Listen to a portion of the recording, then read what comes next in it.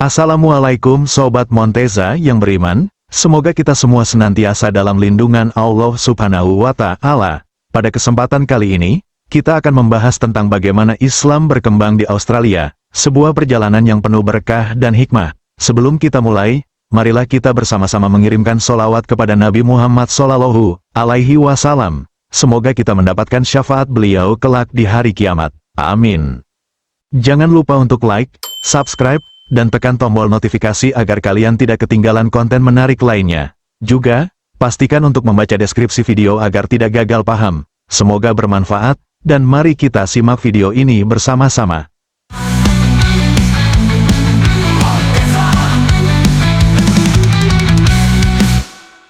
Islam masuk ke Australia pada abad ke-17 dan ke-18, dan berkembang pesat pada abad ke-19. Perkembangan Islam di Australia ditandai dengan berdirinya masjid, museum, dan Islamic Center. Awal masuknya Islam di Australia, Islam mulai memasuki Australia melalui beberapa fase yang berbeda. Pertama, pada abad ke-17 Masehi, ketika para nelayan pencari teripang yang berasal dari berbagai wilayah Muslim datang ke Australia. Fase berikutnya terjadi pada tahun 1860 Masehi, ketika Muslim dari Afghanistan didatangkan untuk membantu ekspedisi Bourke dan Wills yang melintasi padang pasir di pedalaman Australia. Mereka didatangkan untuk mengoperasikan unta. Keberadaan mereka inilah yang membuka jalan bagi kedatangan komunitas Muslim Afghanistan pertama kali di Australia. Antara tahun 1860 Masehi hingga 1907 Masehi, sekitar 10.000 hingga 12.000 unta dibawa ke Australia. Para penunggang unta ini kemudian menetap di daerah sekitar Alice Springs dan beberapa wilayah lain di Northern Territory, membentuk komunitas Muslim pertama di sana. Namun, sayangnya, komunitas ini diperlakukan dengan sangat buruk oleh orang-orang Inggris yang sudah lebih dulu menetap di Australia. Mereka tidak diizinkan membawa wanita mereka, karena orang Inggris khawatir bahwa komunitas Muslim ini akan berkembang dan tumbuh di sana. Selain itu, mereka juga diperlakukan dengan rendah hati dan sering menjadi sasaran pemurtadan oleh orang-orang Kristen. Lebih jauh lagi, perhatian terhadap pendidikan untuk keturunan mereka sangat minim, yang menyebabkan komunitas ini kesulitan untuk berkembang dengan baik. Fase berikutnya dalam perkembangan imigrasi Muslim ke Australia adalah kedatangan imigran dari negara-negara Eropa dan Timur Tengah. Sekitar tahun 1960 hingga 1970, imigran Muslim yang datang ke Australia mulai berdatangan dalam jumlah yang cukup besar, terutama dari Lebanon dan Turki. Kehadiran mereka yang cukup pesat awalnya dianggap memberikan dampak positif terhadap perekonomian Australia. Namun, seiring berjalannya waktu, hal ini justru menimbulkan kekhawatiran di kalangan penduduk asli kulit putih Australia mengenai keberlangsungan kehidupan mereka. Sebagai respons terhadap kekhawatiran tersebut, pada tahun 1901, pemerintah Australia mengeluarkan kebijakan yang dikenal dengan nama White Australia Policy, yang melarang orang selain kulit putih untuk tinggal di Australia. Kebijakan ini bertujuan untuk membendung masuknya imigran Muslim dari Timur Tengah dan Arab. Namun, kebijakan ini tidak bertahan lama. Pada tahun 1927, White Australia Policy dicabut, yang pada gilirannya membuka pintu kembali bagi imigran Muslim untuk datang ke Australia. Meskipun terdapat beberapa gelombang migrasi Muslim ke Australia, jumlah Muslim yang datang dan menetap di sana belum membentuk komunitas yang kuat baik dari segi kualitas maupun kuantitas. Komunitas-komunitas yang ada saat itu masih bersifat ritualistik, sehingga belum ada upaya yang signifikan dalam pengembangan Islam dan komunitas Muslim di Australia. Akibatnya, diskriminasi terhadap umat Muslim pun masih sering terjadi. Kebangkitan Islam di Australia dimulai pada abad ke-20 Masehi, ketika para imigran Muslim yang baru datang berupaya menjaga dan mengembangkan keturunan mereka dengan mendirikan masjid dan sekolah-sekolah berbasis Islam. Upaya ini mulai memberikan hasil, dengan terbentuknya komunitas Muslim yang lebih terorganisir di Australia. Namun, untuk memastikan kebangkitan dan perkembangan Islam yang semakin pesat di tengah masyarakat non-Muslim, dibutuhkan peran aktif dari komunitas Muslim itu sendiri. Hal ini tentu tidak mudah, mengingat adanya perbedaan misi dan tujuan antara Muslim dan masyarakat pribumi Australia. Berdasarkan latar belakang tersebut, fokus penelitian ini adalah mengenai peran komunitas Muslim dalam perkembangan Islam di Australia pada abad ke-20 Masehi. Pada abad ini, umat Muslim mulai bangkit dan mengembangkan Islam secara signifikan di Australia. Berbagai upaya dilakukan untuk menjaga eksistensi Islam, seperti mendirikan berbagai organisasi. Dari organisasi-organisasi ini pula masjid-masjid didirikan, lembaga-lembaga keislaman dihidupkan, dan beragam upaya lain dilakukan untuk memastikan kelangsungan hidup mereka secara islami. Sebenarnya, pada masa gelombang migrasi Muslim Afghanistan yang pertama kali datang ke Australia, sudah ada usaha untuk mendirikan komunitas sebagai tempat berkumpul bagi umat Muslim. Namun, usaha tersebut belum membuahkan hasil yang signifikan, kecuali setelah revitalisasi yang dilakukan oleh imigran-imigran berikutnya di abad ke-20 Masehi. Sebagian besar umat Islam yang tinggal di Australia adalah imigran, yang berarti mereka datang dari berbagai latar belakang budaya dan suku. Ini menjadikan komunitas Muslim di Australia sangat beragam. Saat ini, tidak hanya masjid yang menjadi simbol keislaman di Australia, tetapi juga terlihat dalam bentuk berbagai organisasi Muslim yang ada. Setiap kelompok Muslim biasanya membentuk organisasi berdasarkan asal negara mereka. Contohnya, umat Islam dari Turki sering berkumpul dengan sesama Muslim Turki dan mendirikan masjid yang dikelola sesuai dengan tradisi Turki. Meski begitu, meskipun banyak organisasi Islam yang sudah ada di berbagai bagian Australia, pada awal tahun 1960-an, mereka belum punya organisasi yang bersifat nasional untuk menyatukan semua komunitas Muslim. Belum ada organisasi yang bisa mengoordinasikan masalah-masalah mereka dan menggabungkan mereka dalam satu kesatuan komunitas Muslim yang dinamis. Namun, situasi berubah pada tahun 1961, saat Imam Ahmad Saka, pemimpin keagamaan komunitas Muslim di Adelaide, mengajukan permohonan kepada pemerintah federal Australia.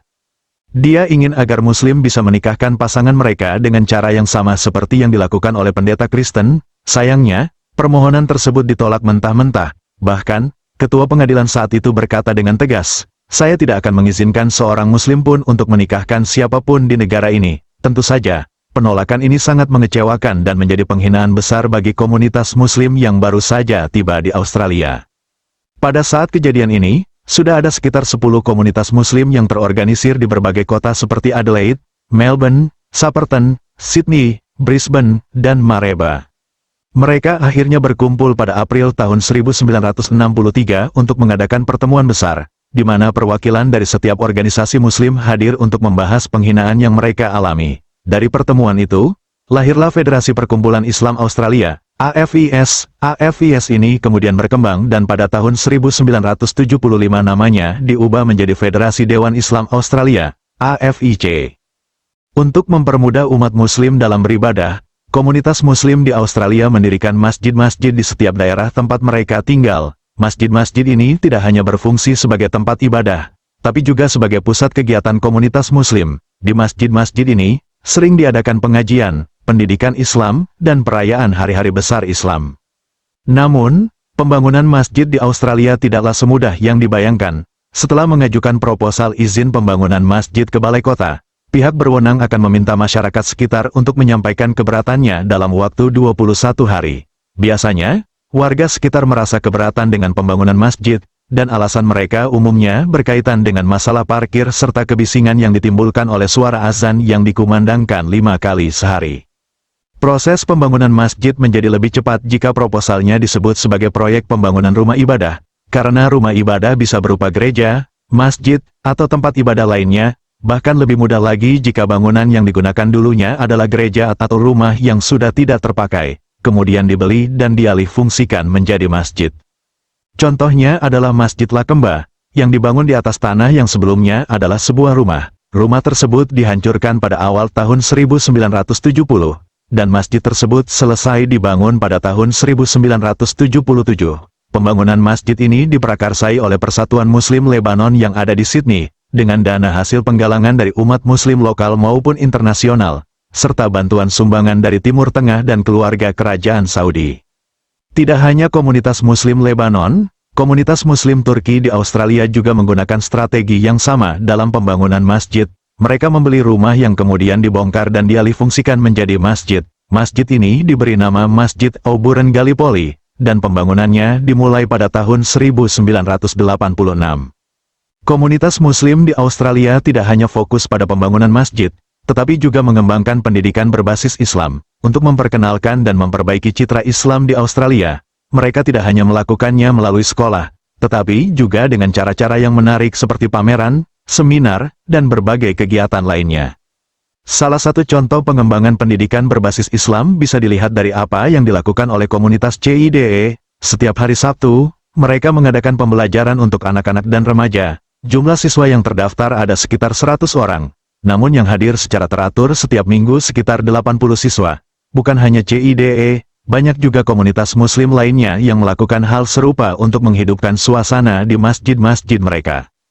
Pada periode tahun 1991 sampai tahun 1992, diadakan pameran besar di beberapa kota yang terbuka untuk umum, baik muslim maupun non-muslim. Tujuan pameran ini adalah untuk memberikan pengetahuan dan pemahaman tentang budaya muslim, serta kontribusi mereka terhadap ekonomi dan profesi di Australia. Selain itu, acara ini juga bertujuan untuk meluruskan kesalahpahaman yang berkembang, terutama yang dipengaruhi oleh media barat yang sering mengasosiasikan Islam dengan terorisme.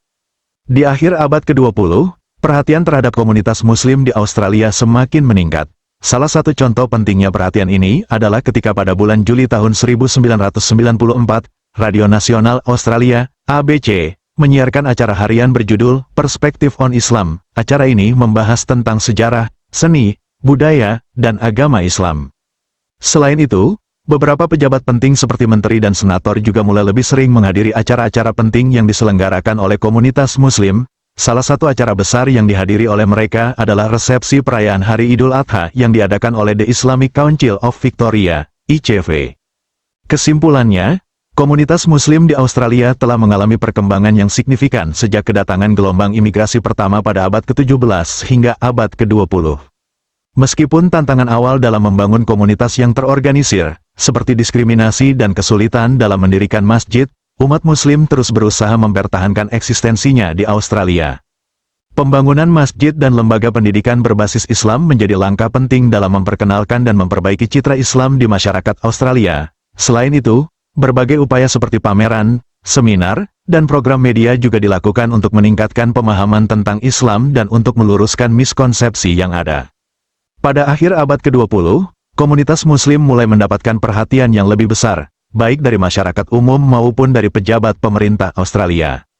Ini terlihat dari meningkatnya jumlah acara yang melibatkan muslim dan perhatian dari media, seperti acara Perspektif on Islam, yang disiarkan oleh Radio Nasional Australia, ABC. Semua upaya ini menunjukkan bahwa meskipun ada tantangan, komunitas muslim di Australia semakin kuat dan mampu menunjukkan kontribusinya terhadap masyarakat Australia secara keseluruhan.